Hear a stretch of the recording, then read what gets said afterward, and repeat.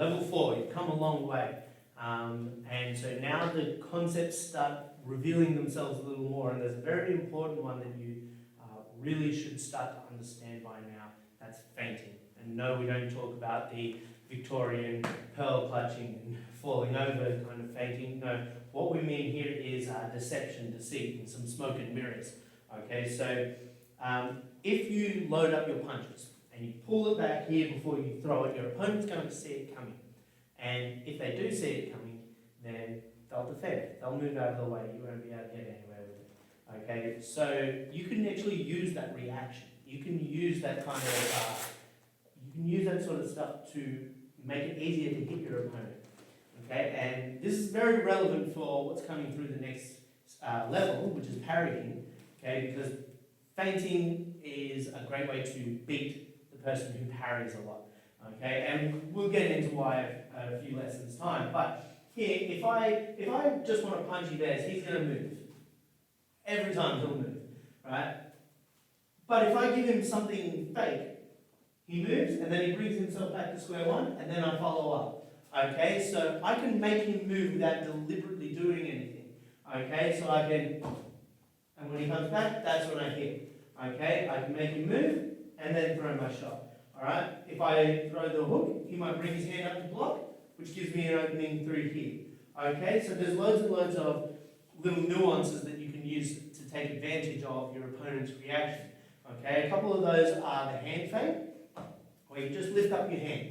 Okay, very, very simple. What you're doing here is you're trying to get a reaction out of your opponent. Simple hand feint. Okay, there's the shoulder feint with the left and with the right. Okay, you're trying to mimic the movement you would make before that punch. That's a jab, where the shoulder just pops forward. That's the right or the rear feint, comes in with the hip as well. Okay, so hot right now when this is being filmed is Israel Adesanya. He uses this a lot. Okay, and he's really good at it too. And then there's the foot feint. Okay, and if you watch Holly Holm, okay, who famously beat Ronda Rousey, she's really good at that kind of feint. Okay, and she'll use that little motion there to trick her opponent's footwork.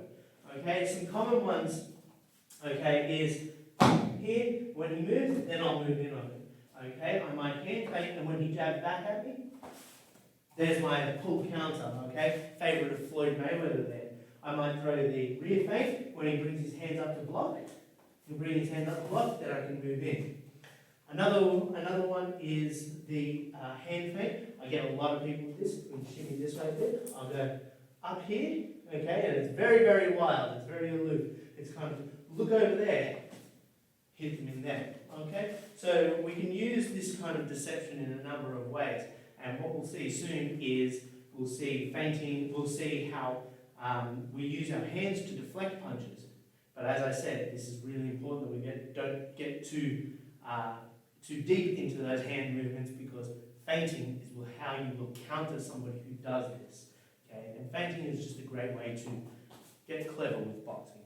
Okay, and that's the first lesson. It's conceptual, but it's very, very important, and you will use it a lot, I promise.